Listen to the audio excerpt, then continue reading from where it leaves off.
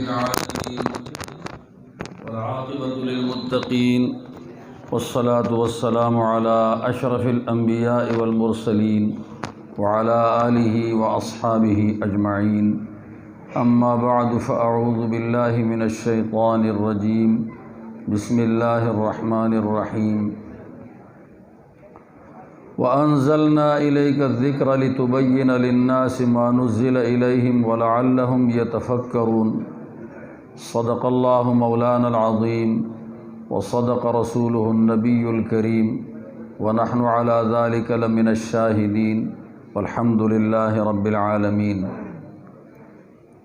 اللهم صل على سيدنا ومولانا محمد وعلى آل سيدنا ومولانا محمد وبارك وسلم الہی مطلع انوار رحمت ساز جانمرا الہی مطلع انوار رحمت ساز جانمرا کلید مخزن انوار دل گردہ زبانمرا۔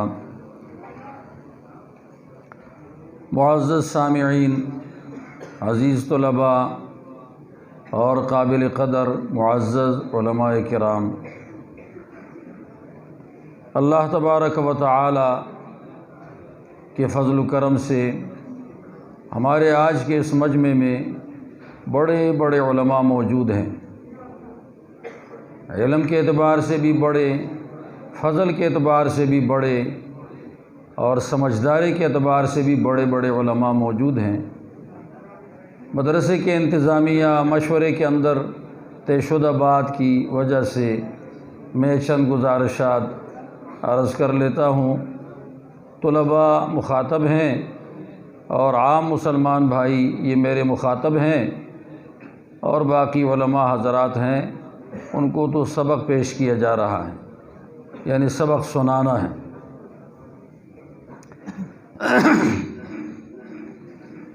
معزز سامعین،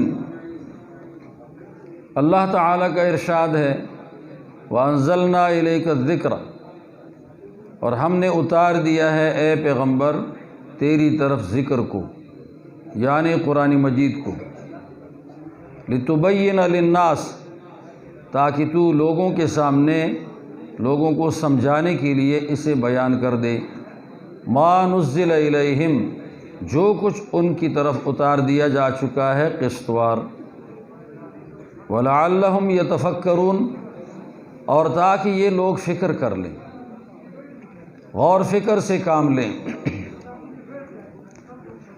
ایک تو قرآن مجید کو ذکر کہا گیا ہے، وہ اس وجہ سے کہ قرآن مجید نے تمام گزرے ہوئے واقعات کا اپنے اندر بالاستیعاب ذکر کیا ہے، اور آنے والے حوادث یا آنے والے واقعات جو یقیناً تمام انسانوں پہ پیش آنے والے ہیں اس کا بھی ذکر کر دیا ہے۔ اور یہ اللہ رب العالمین کی صفات کا نام بھی ہے۔ اللہ کی کتاب اللہ کی صفات پر مشتمل ہے، وجود پر مشتمل ہے، احکام پر بھی مشتمل ہے، اور انبیاء علیہم السلام کے قصص و واقعات پر بھی مشتمل ہے۔ تو یہ سارا ایک سبق تھا جو گزر چکا یا آنے والا ہے، ہمارے سامنے اللہ تعالیٰ نے اس کتاب کو رکھ دیا ہے۔ یہ سبق ہے، ذکر ہے۔ دوسری بات یہ ہے کہ یہ تمام عام متعارف اذکار سے زیادہ بہتر ہے۔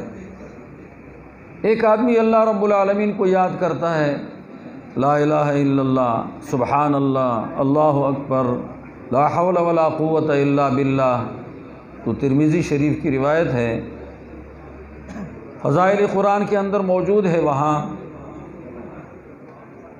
نبی کریم صلی اللہ علیہ وسلم فرماتے ہیں، من شغلہ القرآن عن ذکری و مسئلتی، حدیث قدسی ہے کہ جس آدمی کو قرآن مجید میرے ذکر اور مجھ سے سوال کرنے سے مشغول رکھے، اور اس کو ذکر اور سوال کا، دعا کا موقع نہ ملے، اعطیتہ افضل ما اعطی السائلین، میں اس کو عطا کروں گا بہتر اس سے جو میں مانگنے والوں کو عطا کرتا ہوں، اس سے بہتر چیز میں عطا کروں گا، ان کو بن مانگے عطا کروں گا۔ تو دعا مانگنے والے عام لوگ ہیں، عام مسلمان ہیں، ان کو دعا کا موقع ملا۔ قرآن مجید میں لگنے والے آدمی کو دعا کا موقع نہیں ملا۔ عام انسانوں کو ذکر اذکار کا موقع ملا، قرآن مجید میں مصروف طبقے کو ذکر اذکار کا موقع نہیں ملا۔ یا مبادی میں مصروف ہیں تو مبادی میں رنگ مقاصد کا ہوتا ہے، برکت مقاصد کی ہوتی ہے، اور نورانیت بھی مقاصد کی ہوتی ہے مبادی میں۔ اب مبادی میں مصروفیت بھی مقاصد میں مصروفیت کی طرح ہے، ثواب کے اعتبار سے، برکت کے اعتبار سے، اللہ کے ہاں مقام کے اعتبار سے، تو وہ اس میں مصروف ہیں۔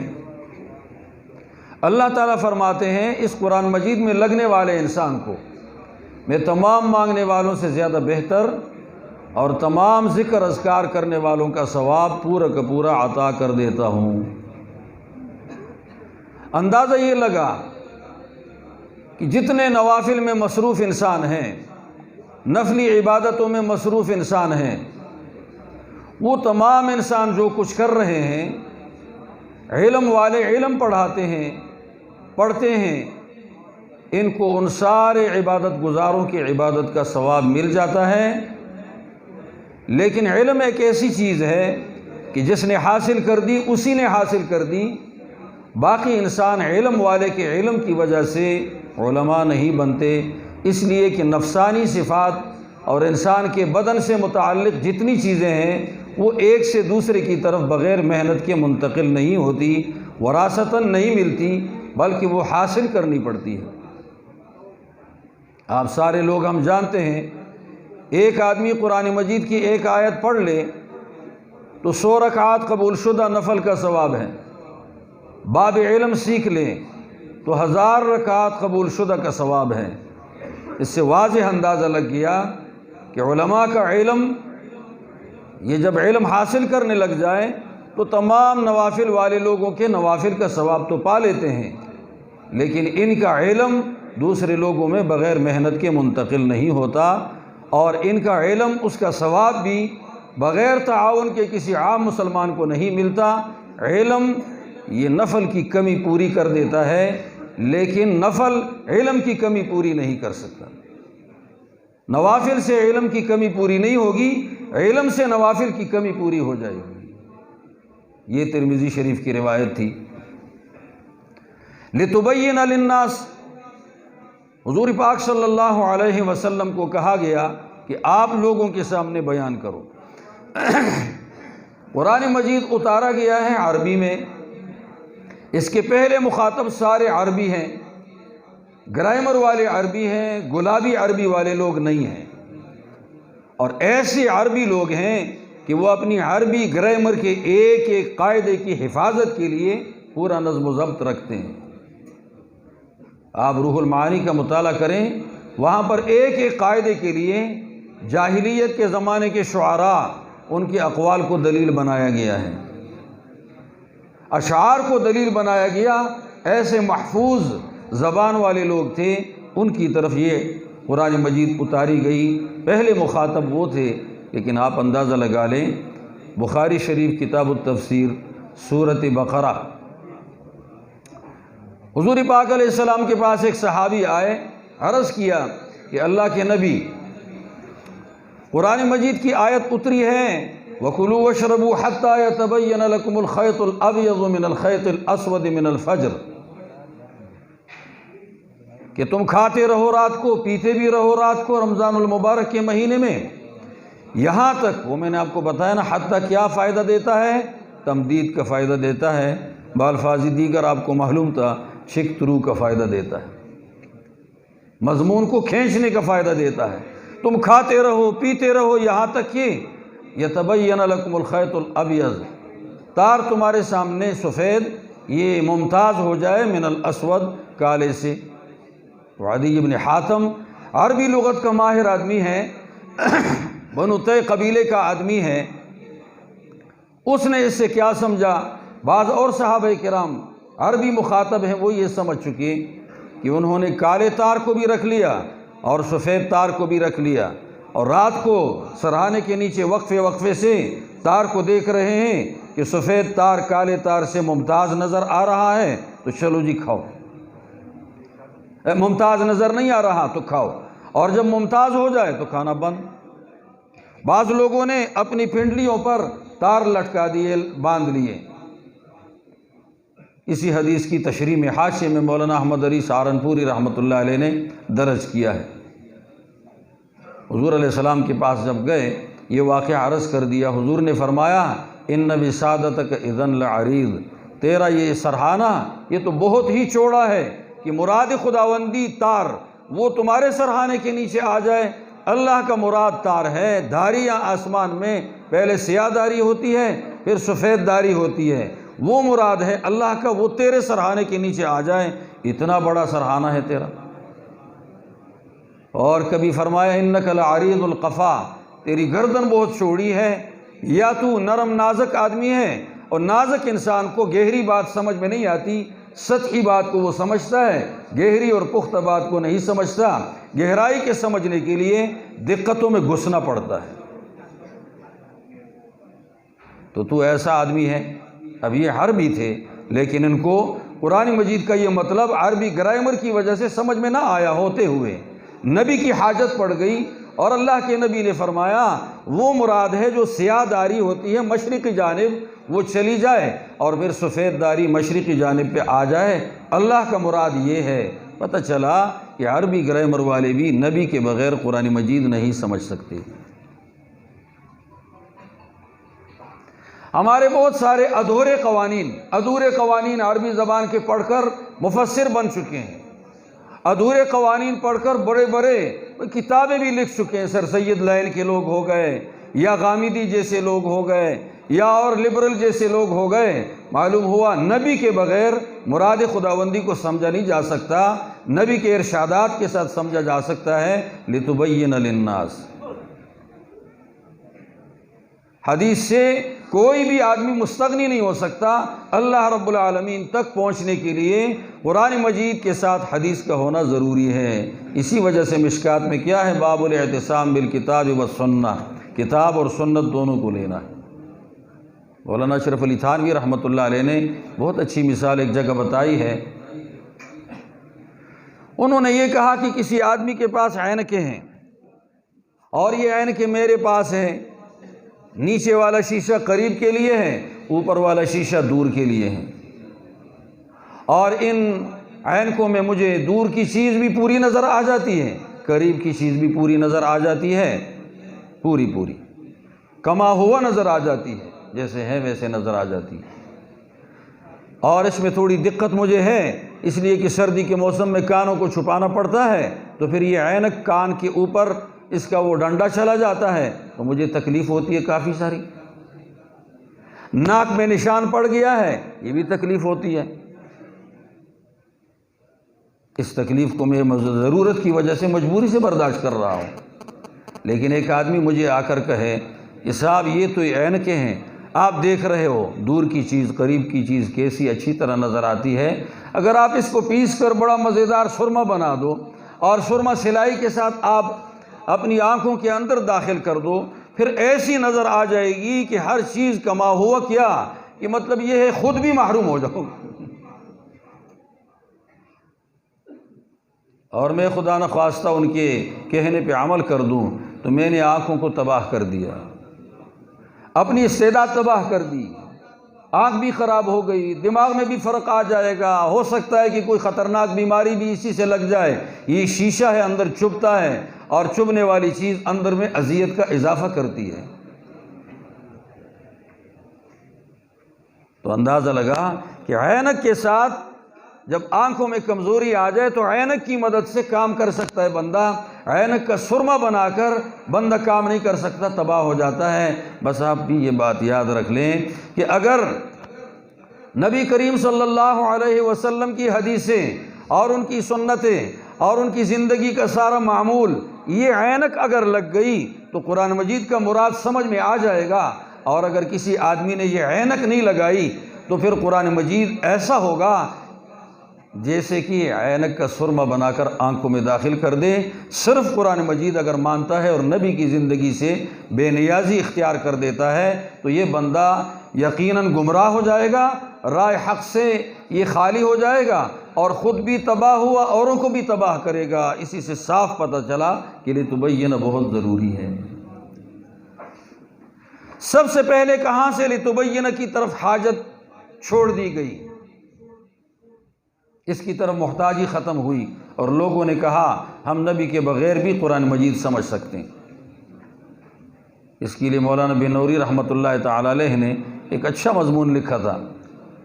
وہ مضمون ایسے چھپتا رہتا ہے، میں نے بھی ایک جگہ دیکھ لیا تھا کہ سب سے پہلے حضرت عثمان رضی اللہ تعالیٰ عنہ پر جب حملہ کرنے کے لیے لوگ آ گئے اور فسادی آ گئے، عبداللہ بن سبا یہودی اس کی سرکردگی میں آ گئے، مصری بھی کچھ آ گئے، عراق سے بہت زیادہ گئے، یہ لوگ جب وہاں چلے گئے اور مدینہ منورہ میں محاصرہ کر دیا 50 دن تک، تو حضرت عثمان کے پاس ایک آدمی آیا، ضمنی بات عرض کر دیتا ہوں، انہوں نے کہا کہ امیر المومنین آپ امام، نمائندہ امام ہیں، نمائندہ امام جسے آج کل کے زمانے میں کہتے ہیں الیکٹڈ امام ہیں آپ، اور ہمارے لیے نمازیں ادا کر رہا ہے فی الدین امام، ونتحرج، اور ہم اس امامت کے اندر حرج محسوس کرتے ہیں کہ ہم اس کے پیچھے نماز پڑھیں تو ہمارے دل میں تنگی پیدا ہو جاتی ہے۔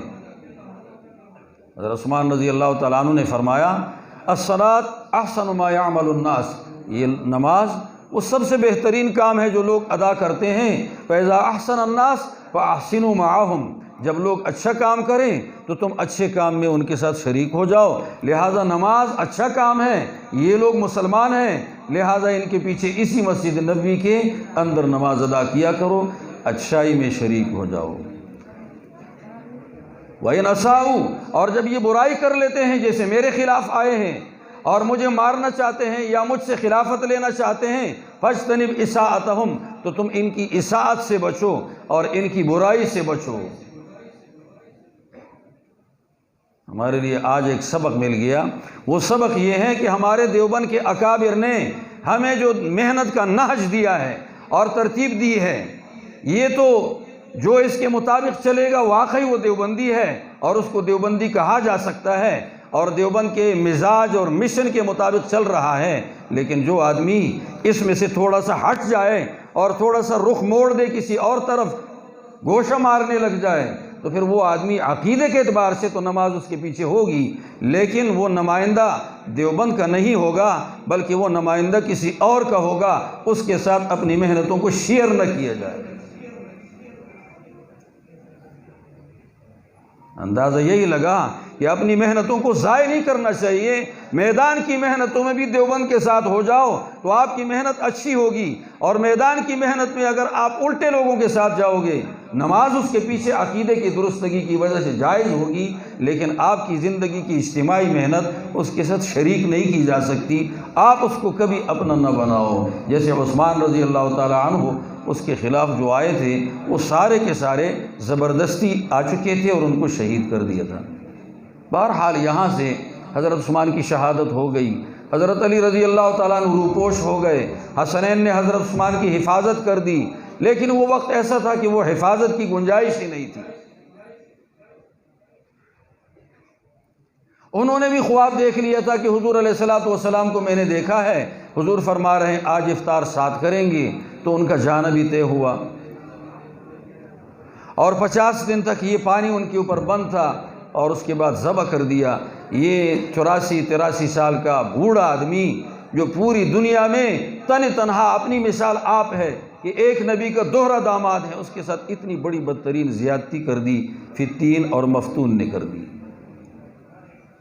وہی فتین اور مفتون وہاں سے اٹھ کر چلے گئے اور جا کر حضرت علی کے ہاتھ پہ بیعت کر دی، سمجھا کہ ہم حضرت علی کو بلیک میل کر لیں گے۔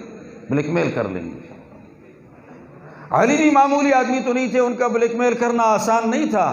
پھر اس کے بعد حضرت علی سے ان کے اختلافات ہو گئے، تو اختلافات کی وجہ سے کچھ لوگوں نے کہا کہ علی بھی بے دین ہے، معاویہ بھی بے دین ہے، علی کے ساتھی بھی بے دین ہے، معاویہ کے ساتھی بھی بے دین ہے۔ یہاں سے انکار حدیث آ گیا، پہلا انکار حدیث یہاں سے آ گیا کہ اب علی کے ساتھیوں سے حدیث لینا بھی منع ہے، کیونکہ گمراہ کو، بے دین کو استاد بنانا منع ہے، اور معاویہ کے ساتھیوں کو بھی استاد بنانا منع ہے۔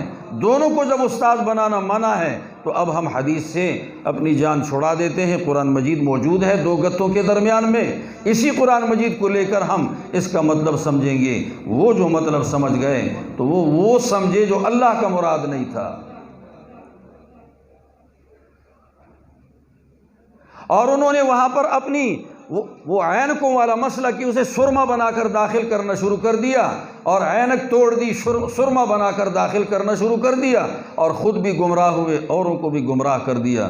حضرت علی نے ابن عباس رضی اللہ عنہما کو جب بھیجا خوارج سے مناظرہ کرنے کے لیے تو کہا علی نے ابن عباس کو کہ ابن عباس ایسا کرو کہ ان کے سامنے قرآنی آیتیں پیش مت کرو، قرآن مجید کلیات ہے، یہ لوگ کچھ نہ کچھ حیلہ تلاش کریں گے، آپ ان کے سامنے حضور پاک علیہ الصلوۃ والسلام کی حدیثیں لاؤ، یہاں سے قابو کر لو۔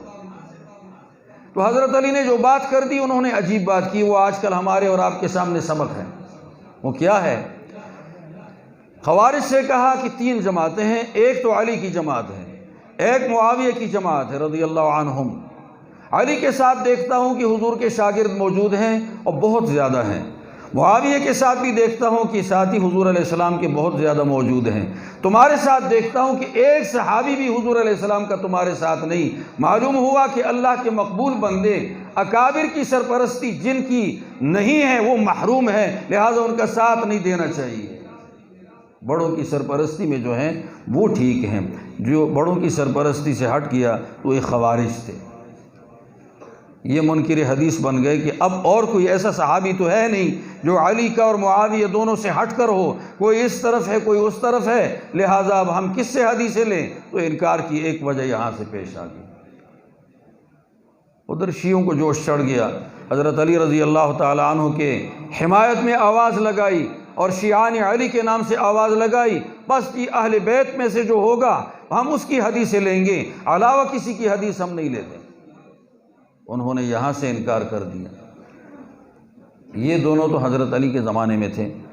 اس کے بعد آنے والے زمانے میں معتزلہ آ گئے، تو معتزلہ وہ لوگ تھے جو زیادہ عقل کو آگے رکھتے تھے اور حدیث اور قرآن مجید دونوں کو پیچھے رکھتے تھے۔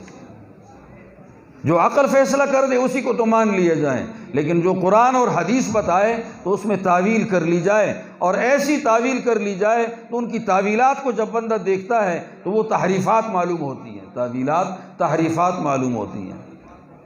مراد خداوندی کو تبدیلی کے شوق چڑھ گیا ان کو، اور انہوں نے وہ کام لے لیا جو آج تک ہمارے لبرل قسم کے لوگ لے رہے ہیں، مراد خداوندی کو بدلنے کے لیے۔ یہ انکار حدیث آ چکا، اور اس کے بعد جاتے جاتے پھر تو جہمیہ بھی آ گئے، مرجئہ بھی آ گئے، انہوں نے بھی انکار حدیث کر دیا۔ لا الہ الا اللہ محمد الرسول اللہ، اس کی تصدیق جو بندہ کر لے تو اس کو اعمال کی کوئی ضرورت نہیں، برائی سے بچنے کی بھی کوئی ضرورت نہیں، اچھائی کرنے کی بھی ضرورت نہیں، بس یہ اس کی ساری غلطیاں معاف ہے، کلمے والا بھی کبھی جہنم میں جا سکتا ہے۔ تو انہوں نے تو گناہوں کا دروازہ کھول دیا اور معروفات کا دروازہ بند کر دیا۔ یہ تو وہ لوگ ہو گئے جو آج کل ہمارے ہاں موجود ہیں، فقیری بوٹی کے نام سے مشہور ہیں یہ لوگ، فقیری بوٹی۔ او باشو بس کلمہ پڑھے دے تو کافی ہے جی، بس نماز دی بھی لوڑ نہیں، اس سے بڑے پڑھ دیں تو ہی کافی ہے۔ یہ سارے منکرین حدیث تھے۔ اب امام بخاری نے ان کے اوپر تردید شروع کر دی، اور ایک بات آپ کو یاد رہنی چاہیے کہ جب تک مثبت محنت کے لیے منفی راستے بند نہ ہو جائیں تو وہ مثبت محنت قرار بالکل نہیں پکڑتی، اور وہ مثبت محنت ضائع ہو جاتی ہے۔ منفی راستوں کو بند کرنا پڑے گا۔ مثلا ایک ڈرم ہے اور اس کے اندر 4 انچ پانی اوپر سے آ رہا ہے اور نیچے سے 5 انچ کا سوراخ ہے، تو اوپر سے جتنا آ رہا ہے نیچے وہ نکل بھی رہا ہے۔ اب مثبت راستہ تو کھلا ہے لیکن منفی راستہ اس سے زیادہ کھلا ہے، تو وہاں پانی ٹھہر نہیں رہا۔ انسانی زندگی بھی اسی طرح ہے کہ انسان کا دماغ یہ ایک ڈرم کی حیثیت رکھتا ہے، اور اس کے اوپر اللہ تعالیٰ کی طرف سے علماء کے بیانات بھی سنیں گے، کتابوں کا مطالعہ بھی کریں گے، سب کچھ کریں گے، اوپر سے بہت کچھ آئے گا، لیکن منفی راستوں کی وجہ سے نیچے نکلنے والی چیز زیادہ ہے، تو قرار کچھ بھی نہیں پکڑے گا، جیسے خالی تھا ویسے خالی ہوگا۔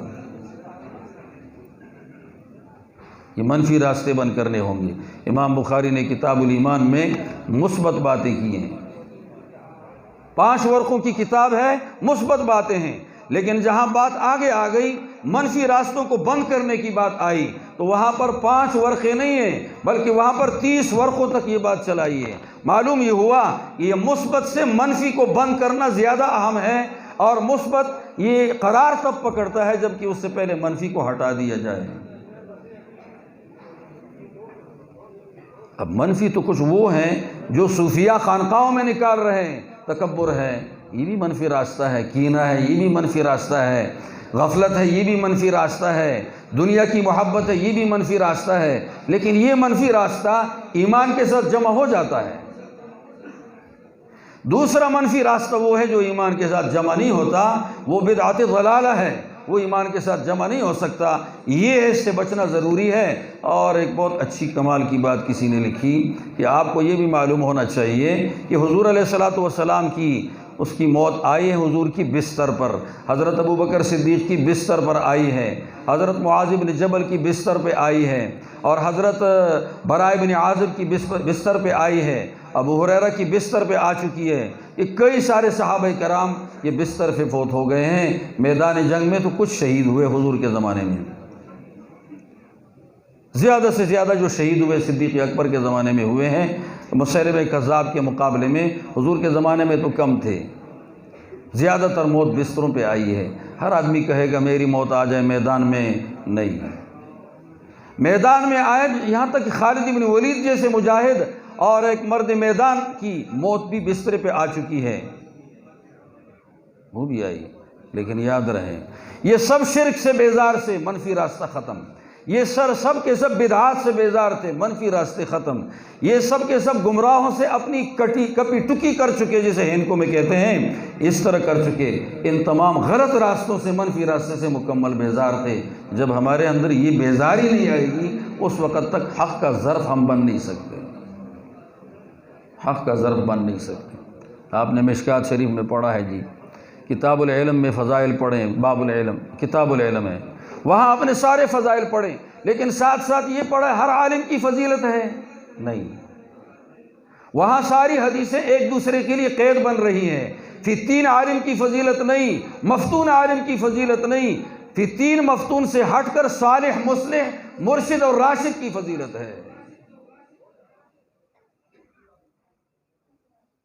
تو ہم پھر اپنے لیے راستہ متعین کر لیں، ہم مصلح اور راشد صالح کے ساتھ ہو جائیں، مرشد اور راشد کے ساتھ ہو جائیں، پھر 3 مفتون کے ساتھ ہوں گے تو فضائل ختم ہو جائیں گے۔ من طلب العلم لیجاری بہ العلماء لیماری بہ السفہاء یصرف وجوہ الناس الیہ ادخلہ اللہ النار، یہ مفتون اور فتین کی بات ہو رہی ہے۔ دل کھول کے، کان کھول کے سنا جائے۔ لعلہم یتفکرون جو آیا ہوا ہے اس آیت میں، یہ اسی لیے آیا کہ بات بڑی عقلی ہے، عقلی بات کو فکر والے سمجھتے ہیں، لِتُبَيِّنَ لِلنَّاسِ مَا نُزِّلَ إِلَيْهِمْ وَلَعَلَّهُمْ يَتَفَكَّرُونَ۔ اور یہ لعل کا لفظ اکثر وہاں آتا ہے قرآن مجید میں، بلاغت کا ایک قاعدہ ہے، اس قاعدے کے مطابق کہ اس سے پہلے کتنی صفتوں کا ذکر ہوا، 2 کا، 3 کا، 4 کا، جب ان صفتوں کا متصف ہو جائے بندہ تو پھر یہ اگلی صفت آ جائے گی، اگر ان کے ساتھ متصف نہ ہو تو اگلی نہیں آئے گی۔ وَإِذَا قُرِئَ الْقُرْآنُ فَاسْتَمِعُوا لَهُ وَأَنصِتُوا، یہ 2 صفتیں آ گئی، لَعَلَّكُمْ تُرْحَمُونَ، تو تم استحقاق رحمت رکھتے ہو۔ یہاں لعلہم یتفکرون تب ہوگا جب پہلی بات سمجھ میں آ جائے اور یہ صفت انسان میں آ جائے۔ یہاں پر منفی راستے بند کرتے کرتے کرتے ادھر تک پہنچ گئے۔ وَنَضَعُ الْمَوَازِينَ الْقِسْطَ لِيَوْمِ الْقِيَامَةِ، معتزلہ ایک منفی راستے کا شکار تھے، انہوں نے ایک بات کر دی تھی کہ قیامت کے دن اللہ اپنے علم سے فیصلہ کر لیں گے اور سامنے ترازو لانے کی ضرورت نہیں، پھر یہ بات عقل میں نہیں آتی۔ تو یہ بات یاد رکھی جائے، مرنے سے پہلے کے تمام حالات یا تمام احکامات جو معقول ہیں ان کے اندر تو تعلیل واجب ہے، اور بندہ علت تلاش کر کے اس کو مقیسرے بنا دیتا ہے، اس کے اوپر قیاسات کر دیتا ہے تو احکام شرعیہ میں توسیع ہو جاتی ہے۔ اور بقول صاحب ترویع توضیح کے، جب یہ مجتہد علماء زندہ ہوں گے تو قیامت بالکل نہیں آئے گی۔ مجتہد علماء یہ امت کے لیے رحمت ہوا کرتے ہیں، یہ قیامت کو ملتوی کر رہے ہیں، گویا دیر ہو رہی ہے قیامت کے اندر ان علماء کی موجودگی کی وجہ سے۔ جب تک یہ ہوں گے تو قیامت نہیں آئے گی، کیونکہ یہ شریعت میں توسیع والے لوگ ہیں اور شریعت کی وسعت کو عوام کے سامنے لانے والے ہیں۔ تو یہ میں عرض کر رہا تھا، وہ کہتے ہیں عقل میں نہیں آ سکتی، تو میں یہ عرض کرتا ہوں مرنے کے وقت تک نماز ہے تو وہاں پر احکام عقلیہ ہیں تو ان کے اندر تعلیل ہو چکی ہے مختلف جگہوں میں، لیکن مرنے کے بعد جو حالات ہیں اس میں تعلیل کی کیا ضرورت ہے؟ یہ سارے امور توقیفی ہیں، اور توقیفی امور جتنے ثابت ہیں ان کا ماننا ضروری ہے، باقی اس کے اندر آگے تعلیل کی ضرورت ہی نہیں ہے۔ تعلیل ہوتی اس لیے کہ ہم کسی نتیجے پر پہنچیں، اس کے مطابق عمل کر لیں۔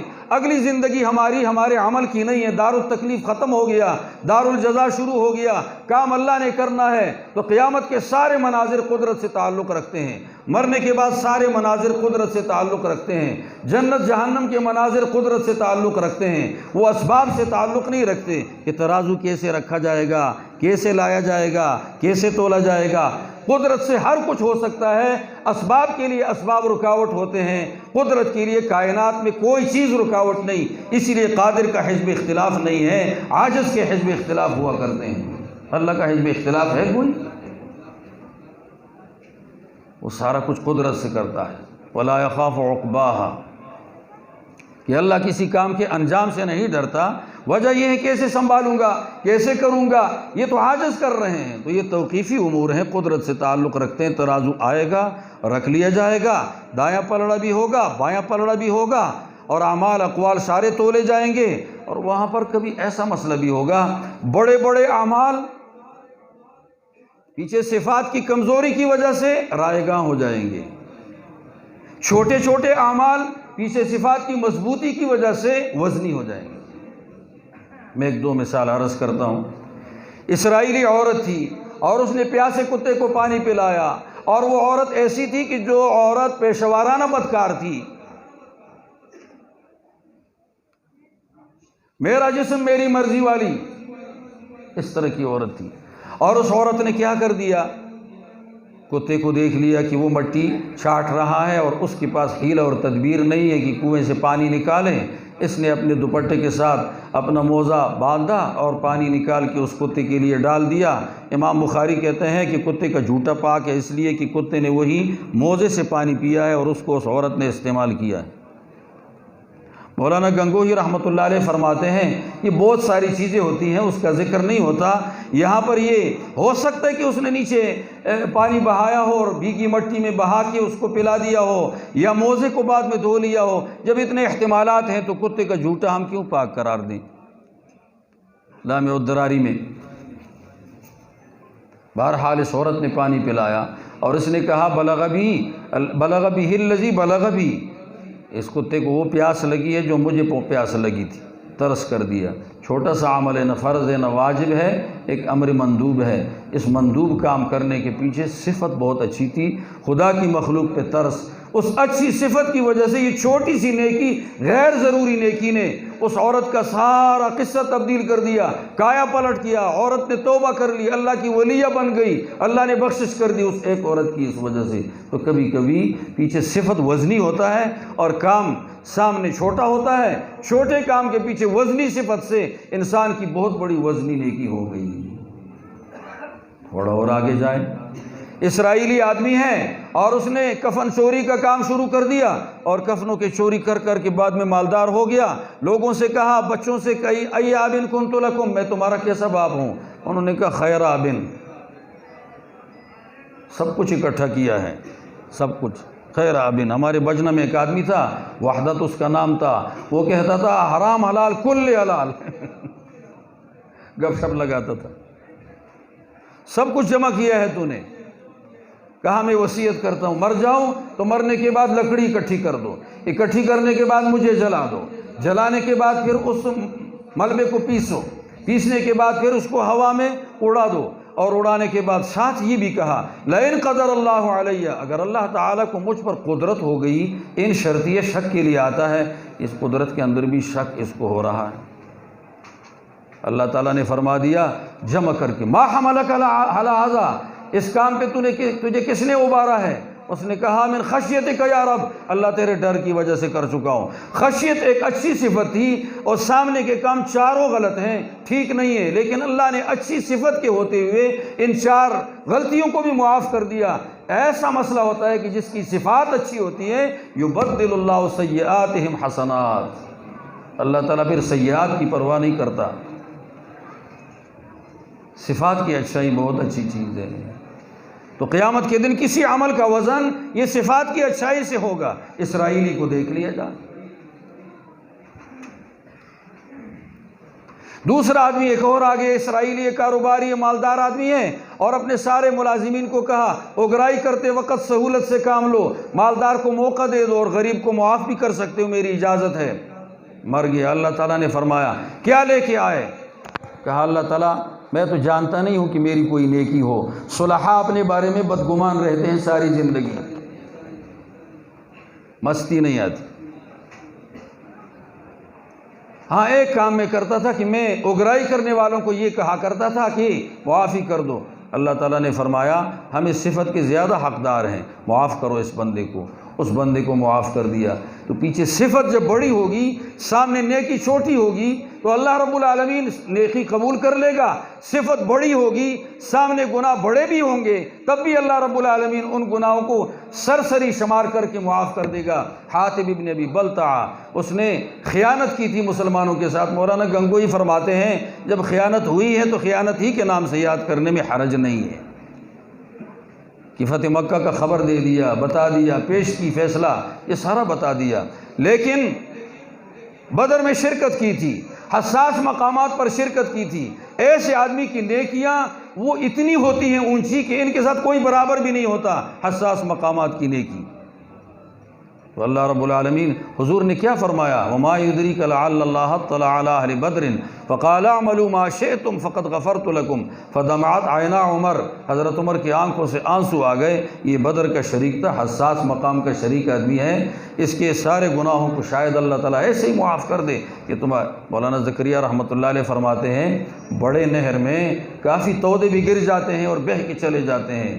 جس عالم کا نہر بڑا ہو اور اس کی اچھائیوں کا نہر بڑا ہو اور وہ اللہ کے ہاں مقبول ہو تو اس کے نہر کے اندر اگر کچھ گناہ بھی آ جائے نا، تودے، وہ تودے پانی کو روکتے نہیں بلکہ بہہ کے چلے جاتے ہیں۔ عوام اس پر اعتراضات کر کر کے اپنا راستہ بند کر دیتے ہیں اور ان کا راستہ خدا نے ویسے ہی صفات حسنہ کی وجہ سے کھولا ہوا ہے۔ علماء کے پیچھے بک بک کرنا یہ اپنی آخرت غرق کرنا ہے۔ علماء حق کے پیچھے بک بک کرنا یہ اپنی آخرت کو غرق کرنا ہے۔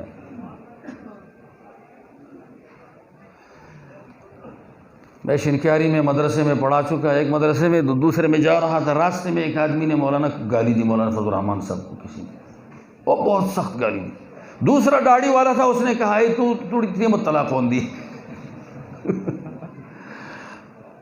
میں جا رہا تھا مدرسے میں پڑھانے کے لیے، تو 5 منٹ کا راستہ ہے بنین سے بنات تک، تو اوپر سے آ کر کہا کہ مولوی صاحب کو پوچھ دیں۔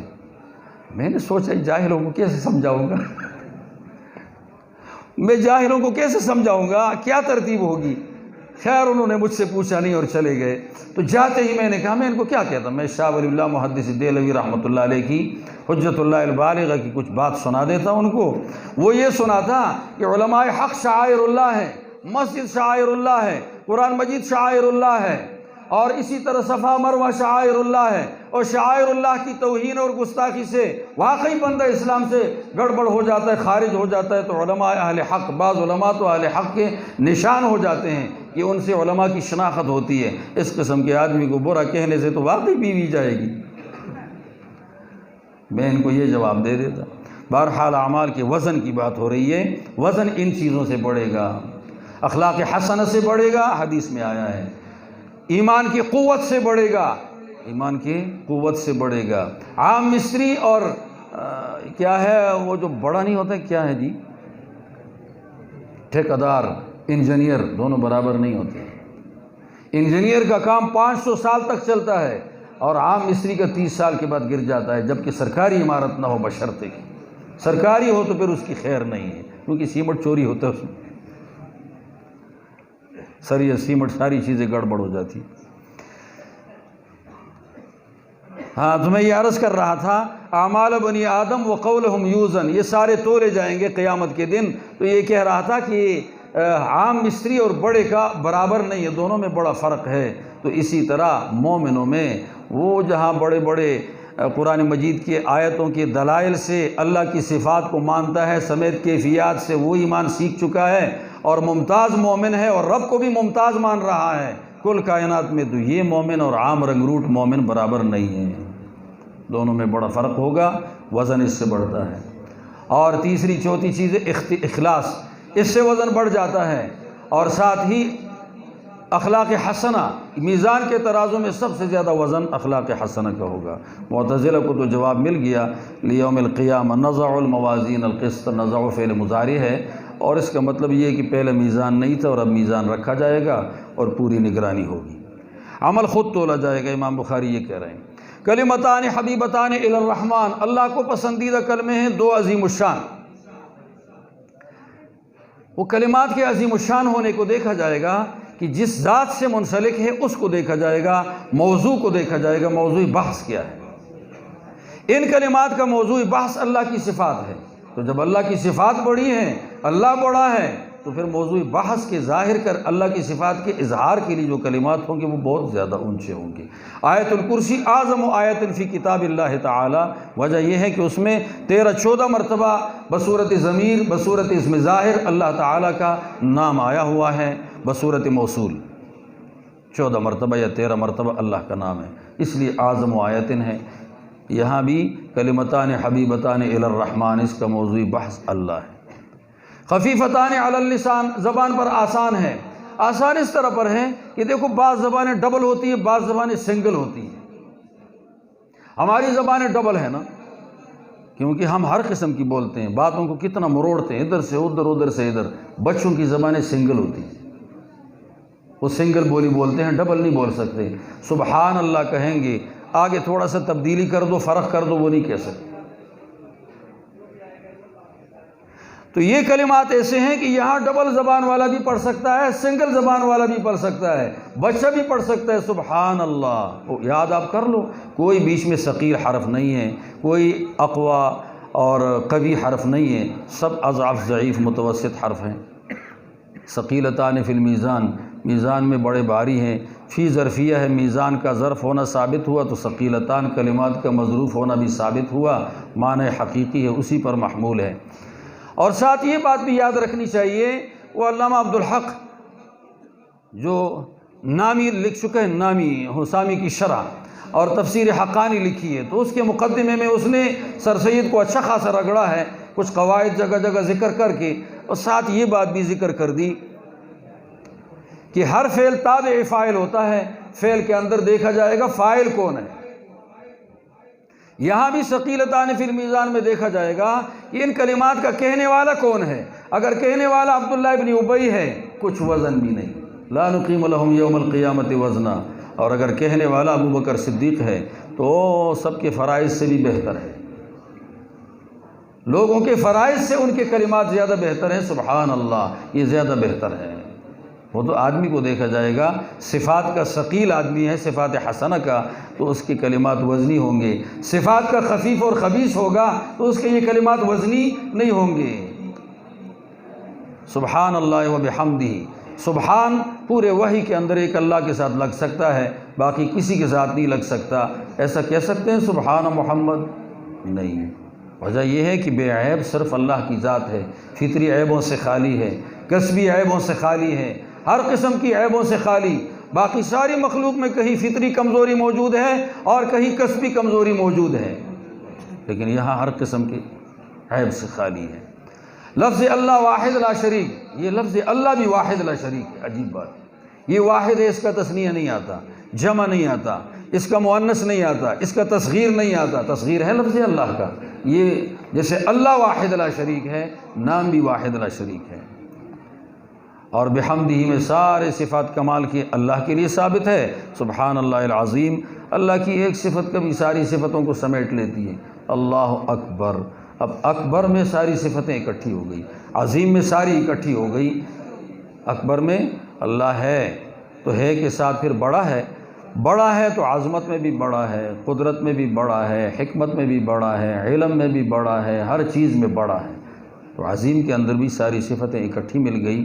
اختتام مجلس پر وہ دعا پڑھنی چاہیے جس کے اندر تسبیح اور تحمید دونوں ہوں۔ یہاں بھی تسبیح اور تحمید دونوں موجود ہیں، تو اس کی وجہ سے امام صاحب نے کہا یہ 1 سال 1129 صفحات کی مجلس لگی تھی، ختم ہو رہی ہے۔ سبحان اللہ و بحمدہ، سبحان اللہ۔